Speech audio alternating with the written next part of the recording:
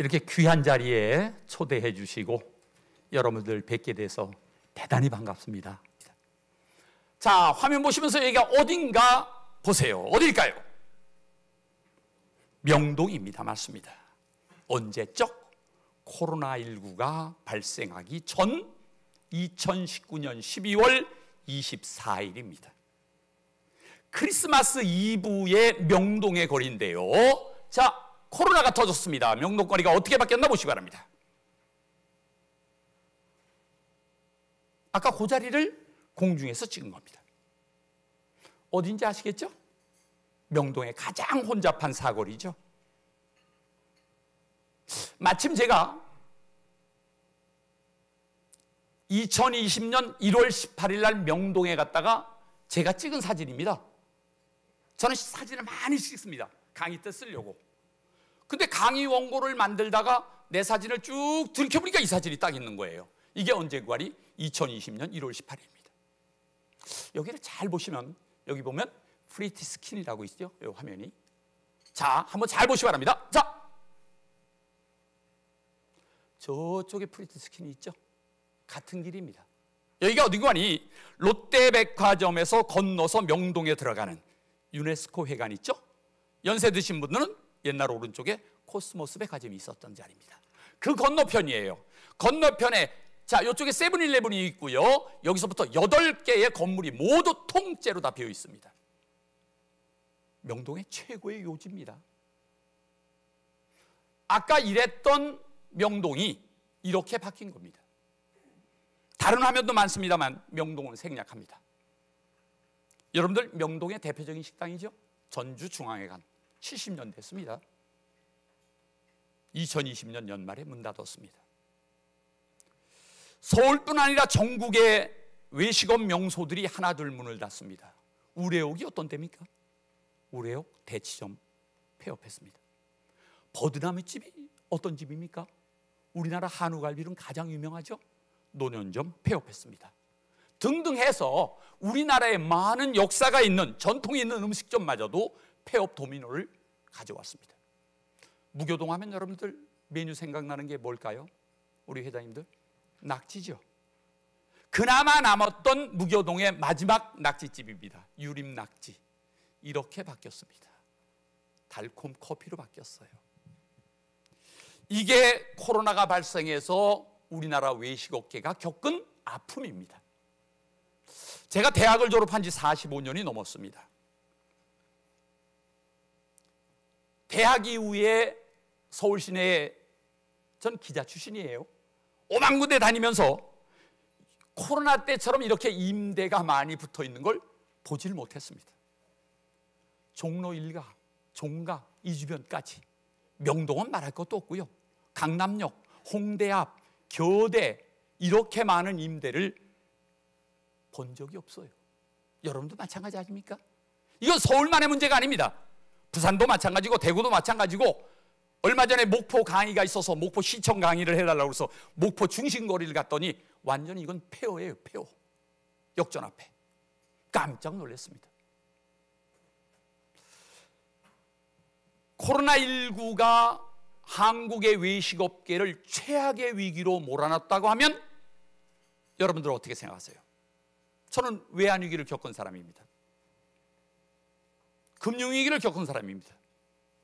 메르스, 사스, 오만 위기가 있었지만 코로나만큼 고통이 없었습니다. 코로나19 바꾼 우리의 일상, 혹독한 아픔과 고통의 시대였죠. 그런데 2020년 후반 2021년부터 새로운 노하우를 만들어내서 오로지 코로나 이전보다 매출이 높은 식당들이 굉장히 많아졌습니다. 오늘 시간이 충분하면 그런 노하우까지 가르쳐드리고 싶은데 그게 쉽지 않지요. 여러분들 4월 18일 날 사회적 거리 해제가 됐죠. 기억하세요? 5월 2일 날 마스크를 야외에서 벗도록 우리 정부가 허락을 해줬습니다. 4월 18일 하루 전이죠. 4월 17일에 명동의 거리입니다. 4월 16일 날 홍대 거리입니다. 자, 여기는 어딜까요? 여기 어딜까요? 자연농원 에버랜드입니다. 어마어마하죠? 자, 그럼 여기는 어딜까요? 롯데월드입니다. 롯데월드 4시부터 입장 불허를 했습니다. 하도 몰려와가지고. 에버랜드 개장 이래 최고의 인파들이 몰려왔다고 합니다. 이런 리조트만 그랬을까요? 음식점도 마찬가지였습니다. 자, 여기가 어딜까요? 직장인들이 가장 많이 가는 데입니다. 을지로 노가리 골목입니다. 가보셨어요? 코로나 때 이렇습니다. 그런데 사회적 거리 해제가 되니까요, 이렇게 바뀌었습니다. 어마어마하죠? 자, 또 가보신 분들 계십니까? 자, 노가리 골목의 만선호프 앞입니다. 이게 2019년이에요. 코로나19 전입니다. 이 거리가 이렇게 바뀌었었습니다. 코로나 때지요. 다시 회복됩니다. 어떻게? 이렇게. 우리 기자들이 다 찍은 거거든요. 강남의 곱창골목입니다. 코로나 때 이랬습니다. 그랬던 것이 사회적 거리 해제가 되니까 이렇게 바뀌어버렸습니다. 자, 이런 골목만 그랬을까요? 전국의 식당들도 마찬가지입니다. 저희가 창업 컨설팅을 해서 오픈해준 창원의 성산명가라고 하는 식당인데요. 자, 한번 보시겠습니다. 이런 갈비를 파는 집인데요. 자, 어떨까요? 사회적 거리 해제가 되니까 이렇게 어마무시하게 고객들이 몰려와 가지고요, 장사를 못할 정도로 손님이 너무 많이 왔다는 겁니다. 이제 창업한 지 5년이 됐는데 5년 이후에 지난 5월 달이 최고 매출을 올렸다고 하는 겁니다. 자, 여러분들 잘 알고 계시는 다른 식당들 한번 볼까요? 부산의 삼연입니다. 22년 전에 우리가 오픈해 줘가지고 지금까지 컨설팅하는 식당입니다. 갈비탕으로 유명하죠. 마켓컬리에 들어가면 삼연의 갈비탕이 항상 마켓컬리의 모든 판매 업종 중에 10위에서 5위를 왔다 갔다 합니다. 이 식당도 마찬가지였습니다. 자, 서울로 올라와 볼까요?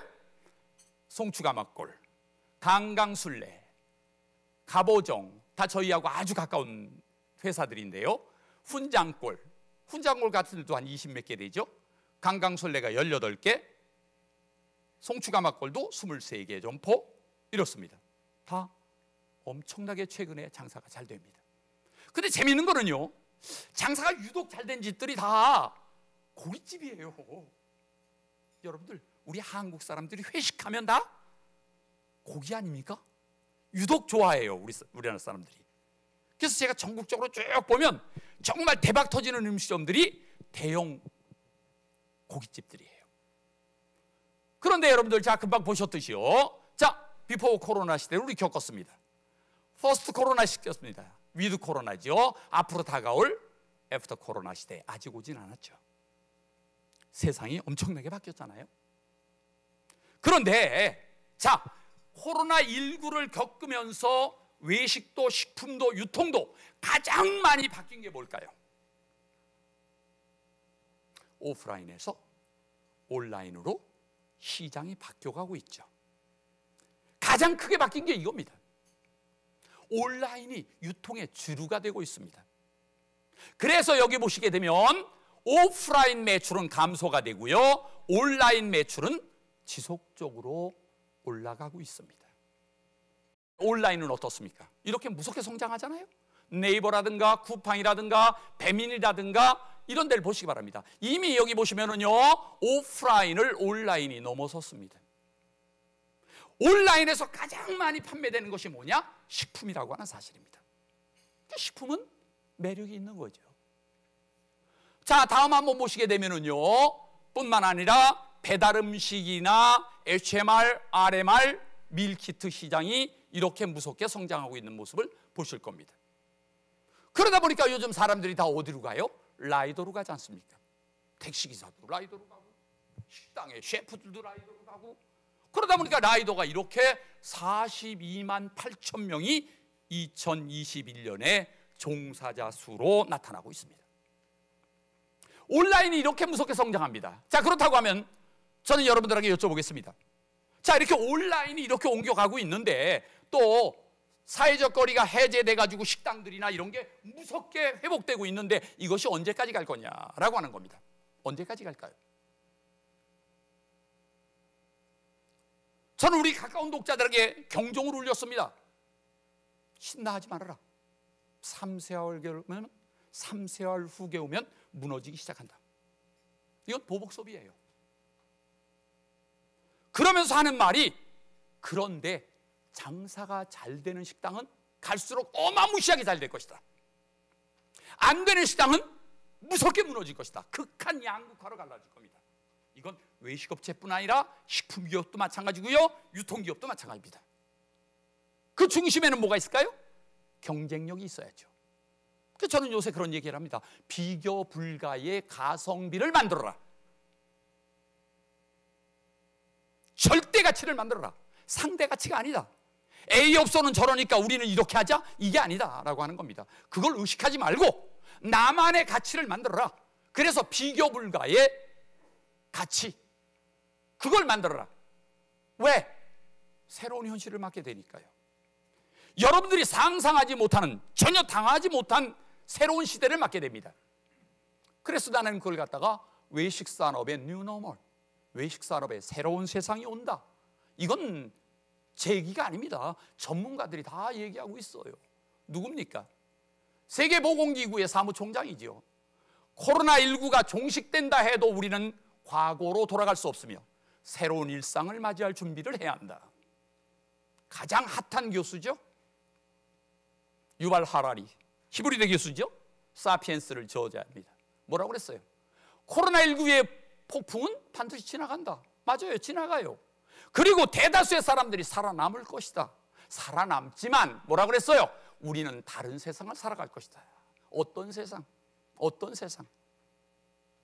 2020년도 1월 20일 날 한국은 코로나가 발생하기 시작했습니다. 미국은 언제 했죠? 3월 달에 했습니다. 3월 달에 코로나가 확진자가 만들어져 가지고 5월까지 2달이 지난 이후에 5월 달에 누굽니까? 마이크로소프트의 CEO지요. 나델라 회장이 뭐라고 했습니까? 2년 걸릴 디지털 트랜스포메이션, 2년 걸릴 디지털의 급속한 변화가 몇 개월 만에? 2개월 만에 바뀌었다. 10배 빠르게 바뀌었다는 겁니다. 그런데 세계경제포럼이죠. 세계경제포럼에서 뭘 했습니까? 다가올 10년의 미래가 산업혁명 이후에 250년의 변화보다 더 빠르게 변할 것이다. 여러분들이 앞으로 닥칠 10년이 18세기에 이루어졌던 산업혁명의 이후 지금까지 250년의 변화보다 빨라질 것이다. 저도 그걸 체감으로 느껴요. 저희 회사가 생긴 지가 이제 38년 됐습니다. 38년의 변화보다 지난 2년의 변화가 저도 5배 이상 빠르게 바뀌었다고 생각합니다. 그래서 우리 회사도 경영체제나 이런 것들을 그 사이에 많이 바꿔버렸으니까요. 여러분들은 어떻게 생각하세요? 자, 문제는요, 코로나19가 바꾼 우리의 삶도 바꿨지만 한국 경제를 무섭게 바뀌었죠? 한국 경제만 바뀌었습니까? 식품과 외식산업과 유통산업을 억수로 바뀌었는데 이 미래가 어떻게 될 거냐는 겁니다. 자, 여러분들 한번 보시기 바랍니다. 코로나19 이전에 모든 산업이 오프라인에서 온라인으로 옮겨가고 있지 않았습니까? 맞습니까? 그런데 맞아요, 옮겨가고 있습니다. 방향은 이렇게 갔어요. 그런데 코로나19가 속도를 어마무시하게 빨리 휘몰아친 거 아닙니까? 재택근무 해야 돼요. 코로나가 안 터졌어도 재택근무하는 데 꽤 있었습니다. 그런데 코로나19가 재택근무를 몇 배 빠르게 했습니까? 거의 50배 이상 빠르게 바뀌었다고 얘기할 수가 있습니다. 그러니까 여러분들도 뭐예요? 코로나 이전과 이후 전혀 다른 세상을 준비해야 된다는 겁니다. 외식업계도 마찬가지예요. 외식업계에 가장 먼저 나타난 것이 레스토랑의 구성 요소가 바뀌었습니다. 레스토랑을 만들려면 첫째 뭐가 있어야 됩니까? 좋은 입지가 있어야 되죠. 맞습니까? 좋은 입지예요. 두 번째, 공간이 있어야 돼요. 공간. 뭐가 있어야 됩니까? 사람이 있어야죠. 마지막 뭐가 있습니까? 상품, 음식이 있어야 되잖아요. 이게 어떻게 바뀌었습니까? 코로나19 발생 이후에 입지의 가치가 무너져 내렸어요. 장사는 몫이다라고 하는 우리 어르신들이 얘기했잖아요. 그죠? 장사는 몫이다. 이제 몫이 아니에요. 입지가 무너졌습니다. 공간이 양극화됐어요. 공간이 없어도 돼요. 이제는 음식점 하려면 과거에는 주방이 있어야 되고 홀이 있어야 되잖아요. 이제 홀이 필요 없어요. 아니면 어마무시한 공간, 1000평, 2000평은 기본이고 1, 2만 평을 가지고 엄청난 디자인과 컨셉을 집어넣어서 운영하는, 여러분들 수도권이나 전국으로 가면 카페들 엄청나잖아요. 지금 제주도 가보세요. 카페 엄청나죠. 강원도 이런 쪽으로 가보세요. 카페들 어마무시하잖아요. 공간이 달라지고 있습니다. 사람이요? 옛날에 음식점은 사람 없으면 안 되지 않습니까? 이젠 사람 없어도 돼요. 사람의 가치가 달라졌습니다. 유독 상품의 가치만은 무섭게 올라갑니다. 자, 화면 보시기 바랍니다. 포스트 코로나 시대에 입지의 개념이 변화가 있다. 입지의 개념이 바뀌고 있다. 입지가 중요하지 않아요. 자, 여러분들 한번 여쭤보겠습니다. 이거 잘 보세요. 외식 인구는 크게 감소하지만 맛집 찾는 사람들은 무섭게 성장하죠. 인정하십니까? 여행을 할 때 요즘 우리 한국 사람한테 최고의 조건이 뭔지 아세요? 이젠 맛집이에요. 자, 모르는 곳을 찾아가려면 여러분들은 내비게이션 키지요. 맞습니까? 내비게이션 중에서 가장 많이 보는 게 뭡니까? 티맵이에요? 카카오예요? 저는 티맵을 많이 봅니다. 티맵에서요, 티맵의 자료를 한국 데이터 연구소로 보냈습니다. 티맵을 가지고 가장 전국에서 가장 많이 찾아가는 식당이 어딜까? 혹시 아세요? 티맵을 켜서 가장 많이 가는 식당, 회장님 어딘지 아세요? 혹시 아시는 분? 저도 이거 보고 깜짝 놀랐거든요. 강릉에 있습니다. 식당도 허름한 식당이에요. 어딘 줄 아세요? 보세요. 동화가든이라고 혹시 가보신 분 계십니까? 동화가든, 강릉. 아이고, 가보셨네요. 언제 가보셨습니까? 3달 전. 얼마나 기다리셨어요? 1시간. 평일날? 주말에 1시간 별로 안 기다리셨네요. 네, 첫 타임에 갔으니까 세상에요. 우리 사장님 다녀오셨다니까 좌석수 그게 110석입니다. 110석인데 1년에 차가 몇 대 가는 줄 아십니까? 티맵 보고 19만 4천 대가 갑니다. 그냥 계산하기 좋게 20만 대로 합시다. 몇 분이 가셨어요? 4인 가족.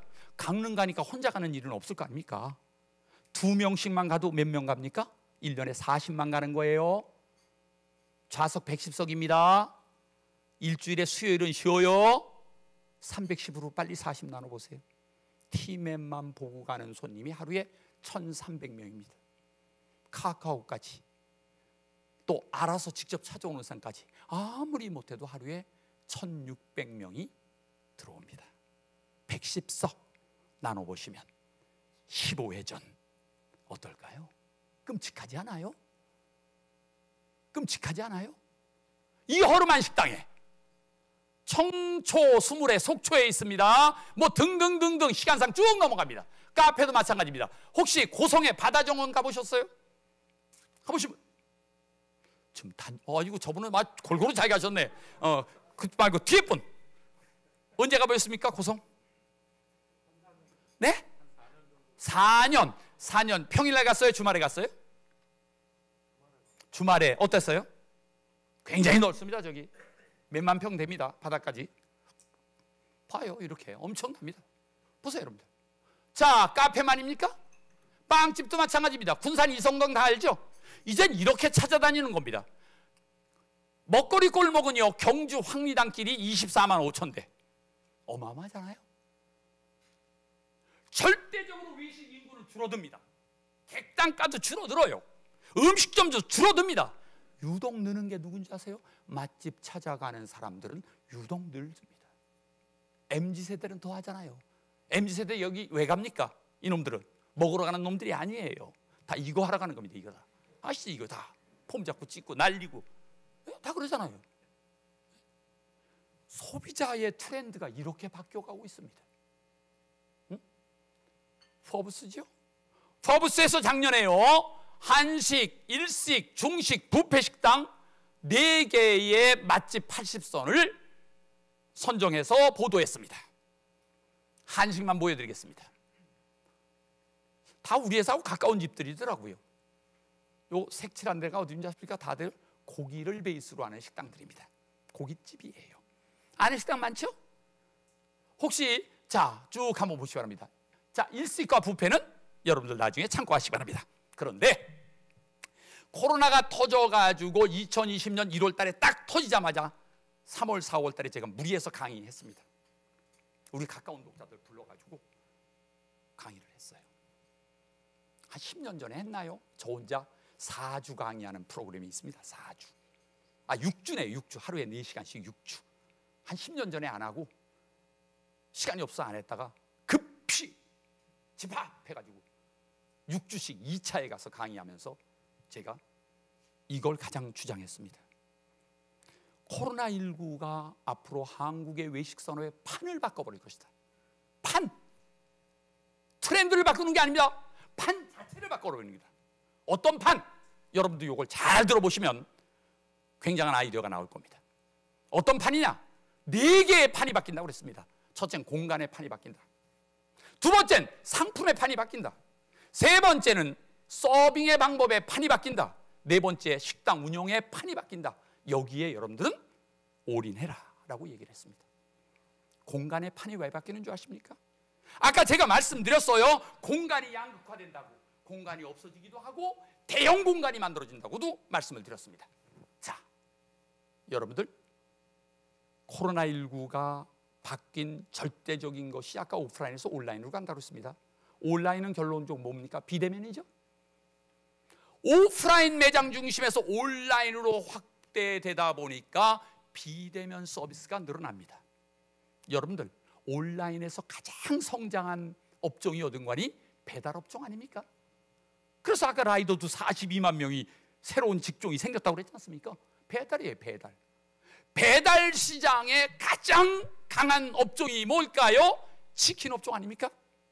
그죠? 인정하세요? 우리나라 치킨 업계가요, 코로나 때 제일 이익을 본대요. 어제 뉴스 보니까 치킨 불매 운동이 일어났대. 3만 원씩이나 주고는 치킨을 안 먹겠다고. 그런데 어쨌든 이렇게 무섭게 성장했습니다. 요즘 젊은 친구들이 창업하는 외식업을 보면요, 거의 다 배달입니다. 혼밥대왕, 뜸들이다, 덮덮밥 뭐 이런 거 있지 않습니까? 홀이 없어요. 원할머니 보쌈이라고 아시죠?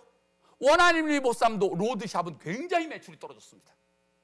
그런데 이거 만들었잖아요. 뭐예요? 배달 전문점. 이게 딱 투자비가 5천만 원 들어갑니다. 임대료 빼고. 부부가 하면 한 600만 원 벌어간대요. 이것 때문에 원할머니 보쌈은 본사 매출이 굉장히 많이 올라갔습니다. 뭐 이런 사례는 굉장히 많습니다. 미국도 마찬가지입니다. 혹시 미국 여행 가셔서 이 브랜드를 보셨습니까? 치폴레. 치폴레가 코로나 터진 후에 가장 주식이 많이 올라갔는데요. 치폴레 주식가가 일주당 최고 많이 올라갈 때 얼마 올라간지 아십니까? 놀라지 마세요. 1850불까지 올라갔습니다. 1850불. 주당 한국 돈 얼마? 220만 원. 요새 주식 왕창 떨어졌죠? 떨어졌어도 얼마인 줄 아십니까 요새? 어제 제가 찾아봤어요. 다시 한번 오늘 강의 오려고 이걸 찾아봤더니 1342불이더라고요. 한국 돈으로 바꾸면 160만 원이에요. 주당. 왜 이 치폴레가 이렇게 무섭게 성장했는지 아십니까? 화면 보시기 바랍니다. 디지털 온리 레스토랑. 디지털 온리 레스토랑이 뭡니까? 한국은 그걸 갖다 스마트 키친이라고 그래요. 미국에서는 그걸 고스트 키친이라고 합니다. 유령 치킨, 유령 치킨. 치킨이 안 보여. 그리고 배달과 투고만 하는 식당입니다. 홀이 없어요. 이게 그 식당입니다. 보시면 여기 이겁니다. 여기 기다리는 거예요. 앉아서 나올 때까지. 이겁니다. 이게 고스트 키친이에요. 디지털 온리 레스토랑을 만들어서 치폴레가 이렇게 무섭게 성장을 했습니다. 자, 코로나 이후에 가장 성장하는 게 다크 이코노미라고 하는 말이 나왔습니다. 다크 이코노미. 다크. 불 꺼진 매장이죠. 결론적으로 온라인 주문 매장입니다. 배달과 테이크아웃. 다크 스토어, 다크 키친, 다크 시어터. 직원이 안 보여요. 직원이 안 보여요. 주방만 있는 음식점, 창고만 있는 소매점, 비용 크게 절감되고 새로운 비즈니스로 부장하잖아요. 왜? 인건비가 말도 못하게 비싸니까. 미국은 지금 뉴욕이나 시카고나 LA나 대도시는요, 시급 얼마인 줄 아십니까? 법적으로는 15불이에요. 그런데 15불짜리 없습니다. 다 20불 넘습니다. 저도 정부 지원을 굉장히 많이 합니다. 한국 최저임금 지금 9,360원이죠. 9,360원 주는 식당들 별로 없어요. 요새 얼마까지 주는 줄 아십니까? 14,000원에서 15,000원 줘야 됩니다. 그래도 사람이 없어요. 이렇게 바뀌어가고 있습니다. 그러다 보니까 도시락 시장이 무섭게 컸죠. 여러분들, 도시락 시장이. 여러분들 아시다시피 편의점 도시락이 최근에 뭐예요? 매출 30% 올라갔지 않습니까? 한솥이나 본도시락이 얼마나 많이 무섭게 성장했잖아요. 코로나19 때문에. 그러면서 음식점들도 이렇게 도시락 판매점으로 바뀌었었지 않습니까? 손님이 안 오니까 도시락 만들어 팔았습니다. 아웃백 스테이크도 어땠어요? 아웃백 스테이크도요, 도시락 해가지고요, 보세요 여러분들, 1년 만에 250억 매출했습니다. 2025년까지 1,000억을 목표로 하고 있습니다. 빕스도 마찬가지요. 죽어가던 빕스가 요새 살아났습니다. 빕스는요, CJ그룹에서 애물단지예요. 그게 애물단지. 그런데 7년 만에 흑자로 전환했잖아요. 왜? 이런 것 때문에. 세상이 이렇게 바뀌었습니다. 식품회사도 마찬가지 아닙니까? 상품의 넥스트. 과거의 음식점은 완성된 음식만 제공했잖아요. 맞지 않습니까? 그런데 이제 HMR, RMR이 밀키트가 무섭게 성장하잖아요. 그래서 대한민국의 모든 대식품기업들 HMR 안 만드는 데가 있습니까? 보세요 여러분들. HMR 시장이 이렇게 무섭게 성장합니다. 그러다 보니까요, 자, 우리 대기업들이 이렇게 HMR로 대박이잖아요. 대상이 이거 만들어서 어마어마했잖아요. 안주야 만들어서. 세상이 이렇게 달라지고 있습니다. 보세요 여러분들. 광동그룹에서 만든 겁니다. 광동하면 우리 회장님 생각나는 게 뭡니까? 쌍화차뿐이 더 있습니까? 쌍화차 만드는 회사에서 HMR 제품 만드는 겁니다. 야쿠르트도 마찬가지고요. 우리나라의 모든 식품 회사들이 만든다고 생각하시면 됩니다. 식품 마켓이 생기죠. 전문 마켓입니다. 음식점들도 너도 나도 RMR을 만듭니다. 식품 기업이 만든 건 HMR, 홈빌 리프레스먼트. 레스토랑이 만든 건 RMR입니다. 그래서 보세요, 다 RMR 만들죠. 아까 말씀드렸죠. 3년이 이 갈비탕 가지고요, 어마무시합니다. 코로나 때 점포 매출은 한 30% 줄었어요. 그런데 RMR 매출은 200% 성장했어요. 여러분들 뭘 말합니까? 이렇게 무섭게 바뀌고 있습니다. 의왕에 있는 정성담이라고 하는 식당이죠. 만들어가지고 이렇게 올라탔습니다. 저는 옴니 채널에 올라가라고 그러거든요. 옴니, 모든 것에 올려준 겁니다. 저희 연구원에서 컨설팅하면서 다 올려준 거거든요. 달라져죠. 밀키트도 마찬가지 아닙니까? 자, 밀키트가 요즘 식품기업들도 다 밀키트 만들어요. 밀키트의 최선두주자 프레시지. 무섭게 성장하지 않습니까? 프레시지 5, 6년 전에 사장하고 부사장하고 우리 회사 인사할 때 걱정했어요. 사실은 제가 몇 번 인사하고 의논하러 오고 그랬었어요. 지금 올해 2,200억 매출 올리잖아요. 프레시지가 독보적입니다. 2위 회사 인수해버리고 수술까지 시작했잖아요. 모든 밀키트 회사들이 유명한 음식점들하고 조인해가지고 지금 밀키트 만드는데요, 정말 맛있어요. 이제는요. 사실 5, 6년 전, 7, 8년 전만 해도요, 이 밀키트 제가 먹으려면 못 먹었습니다. 맛없어가지고. 지금 드셔보세요. 정말 맛있어요. 경쟁력 대단합니다. 이렇게 밀키트 시장이 달라지잖아요. 자, 고기도 이렇게 밀키트 만들어서 팔지 않습니까? 세 번째가 뭐라고 그랬죠? 제공 방식의 넥스트입니다.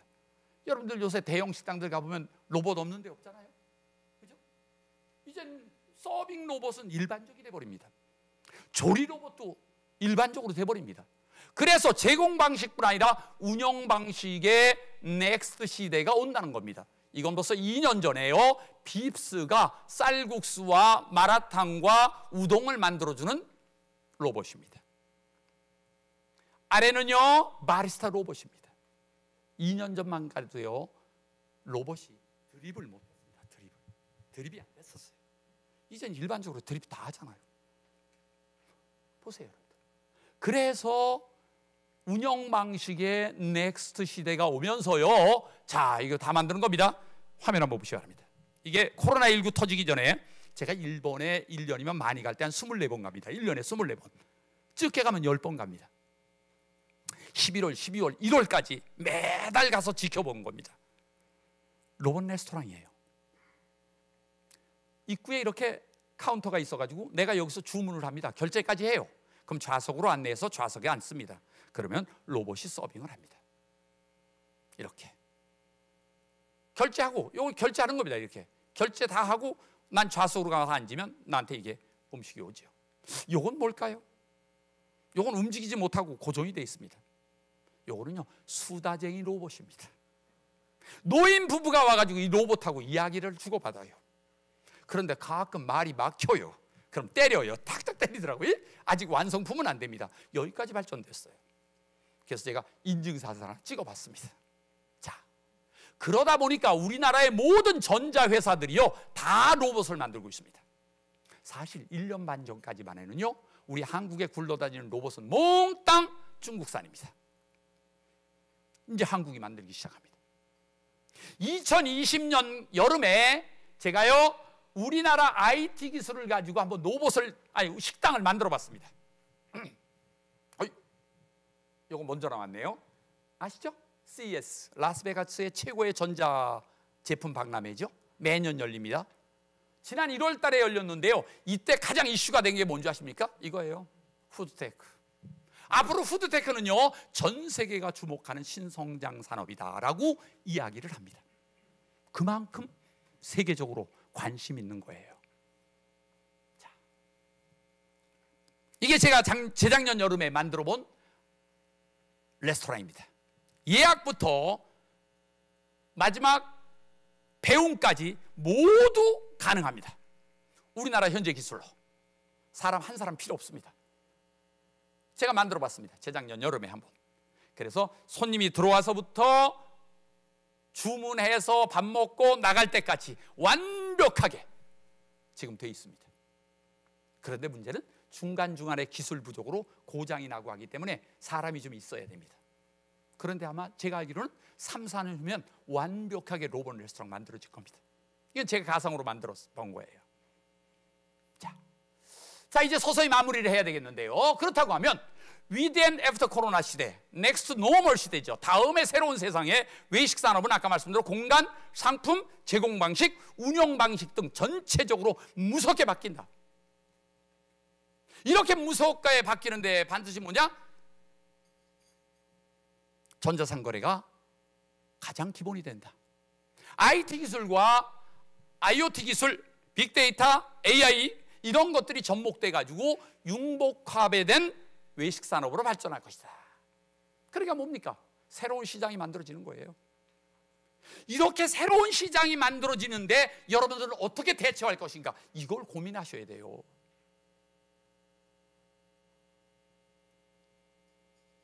지난 월요일 4시에 부산에 있는 가까운 독자 전화 왔습니다.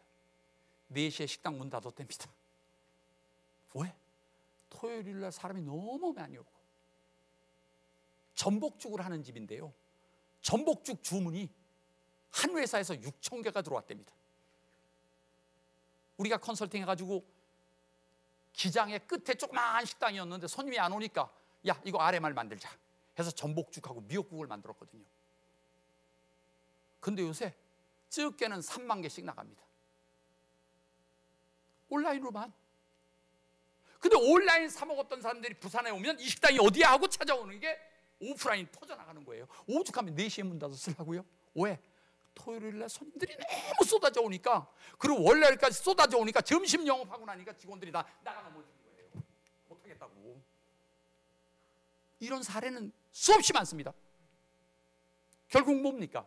새로운 시장이 만들어지는 거에 거기에 맞게끔 비즈니스를 재설계한 겁니다. 여러분들 사업장에서 새로운 시장이 만들어지는데 어떻게 비즈니스를 재설계할 것인가를 고민하셔야 돼요. 이건 식품과 외식과 유통만이 아닙니다. 그래서 제가 사실은 아까 말씀대로 4월, 5월, 6월 계속 2020년도 강의하면서 외식업체들한테 이렇게 새로운 시장으로 들어가라. 너희는 지금까지 오프라인만 했는데 이렇게 들어가라. 자사몰도 만들고 라이브 커머스도 하고 샵인샵도 하고 배달도 하고 HMR이나 쭉 한번 만들어봐라. 갈 수 있는 데까지 한번 가봐라. 올릴 수 있는 데까지 올려라. 그걸 갖다 우리는 뭐라고 그래요? 옴니 채널에 올려라. 올릴 수 있는 모든 채널에 만들어라. 그전에는 우리 식당에 오는 손님들만 받았는데 이젠 뭐예요?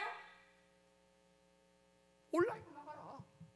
온라인 나가면 장점이 뭡니까? 전국이 시장 되는 겁니다. 나중에 네이버로 기장 끝집 같은 거 한번 찾아보시면 나올 겁니다.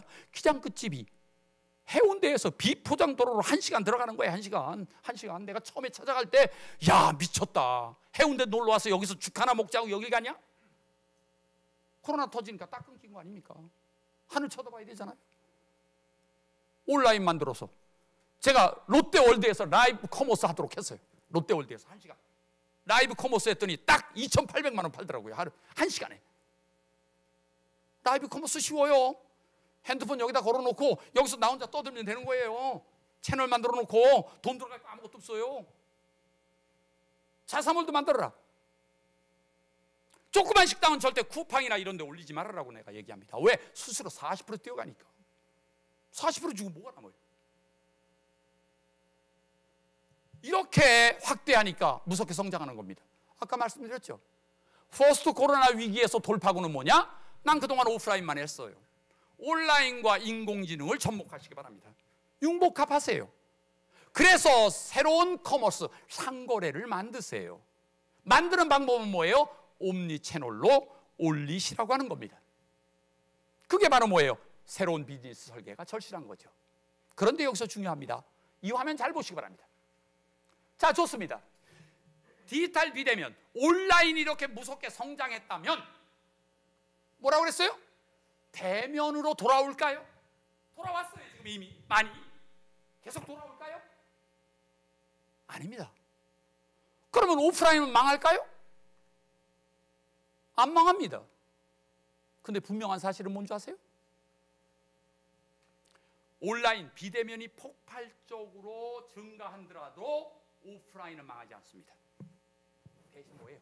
시장이 축소됩니다. 그전에는 오프라인 매장의 매출이 100이었다면 80, 90으로 줄어드는 건 틀림없습니다. 왜? 온라인 쪽으로 가니까. 그런데 여기서 중요한 게 뭔지 아세요? 남은 오프라인이 양극화됩니다. 극한 양극화돼요. 그래서 경쟁력 있는 쪽으로 쏟아가다 보니까 전체 시장은 80에서 70으로 줄어들지만 경쟁력 있는 업체들은 120도, 150도, 200도 될 수 있다는 건 사실입니다. 여기서 명심하셔야 돼요. 여러분들도 마찬가지입니다. 유통업계가 무섭게 온라인으로 바뀌고 있잖아요. 그렇다고 온라인만 따라가면 안 되겠죠. 오프라인의 강점도 있지 않습니까? 그래서 여기 뭐라고 했어요? 대면 시스템은 쏠림 현상이 강하다. 쏠림형에서 강자가 된다면 지속 성장도 가능하고 무한 성장도 가능하다고 하는 겁니다. 그래서 이렇게 두 개를 한번 비교해 보시기 바랍니다. 어떤가? 위대 애프터 코로나 시대, 점포와 점포, 기업과 기업의 격차가 어마어마하게 벌어질 수밖에 없습니다. 극한 양극화가 올 수밖에 없습니다. 그래서 저는 이미 코로나19가 마무리되는 시점에서 외식업뿐 아니라 식품업계도 승자와 패자가 완전히 나뉠 것이다. 그러면서 여러분들 이 10가지의 위기를 한번 살펴보시기 바랍니다. 제가 10가지를 한번 살펴봤어요. 우리나라 외식산업과 식품산업과 유통산업을 가로막고 있는 10가지 재앙입니다. 재앙. 코로나 확산 이미 벌써 시작됐잖아요. 이달 말에 얼마로 퍼진다고요? 15만 넘습니다. 이달 말에 20만까지 갈 것 같아요. 8월 중순이 되면 30만 가요. 30만 되면 또 사회적 거리 문제가 정부에서 고민할 수밖에 없어요. 뭐 등등 해가지고 지금 여러분들 당장 여러분들 이거 고민 아닙니까? 우리 대형 식당들도 이 고깃값 올라가지고요, 지사장님 끔찍하기도 합니다. 아니 왕갈비 한 대에 56,000원 주고 먹었어요? 왕갈비가 10cm 잘라가지고 300g에 우리 레시피를 가지고 있거든요. 53,000원이에요, 회장님. 누가 먹겠어요? 쉽지 않습니다. 끔찍해요. 일할 사람이요? 사람이 없어요, 사람이. 이런 10가지의 난제들을 여러분들 한번 고민하시기 바랍니다. 자, 이제 결론 맺겠습니다. 위대한 퍼스트 코로나 시대, 여러분들 무엇이 문제인가? 위기의 원인은 무엇인가를 여러분들 고민하시기 바랍니다. 앞으로 팬데믹이 됐든 엔데믹이 됐든 바이러스는 점점 더 강한 바이러스가 옵니다. 오는데 이와 함께 경영 환경은 어떻게 바뀌나 고민하시기 바랍니다. 무엇이 문제고, 위기의 원인은 무엇이고, 경영 환경은 어떻게 바뀔 것이고, 그걸 여러분들이 고민하셔가지고 마지막 뭡니까? 대처해야 되잖아요. 대처. 어떻게 대처할 것인가? 이걸 고민하셔야 돼요.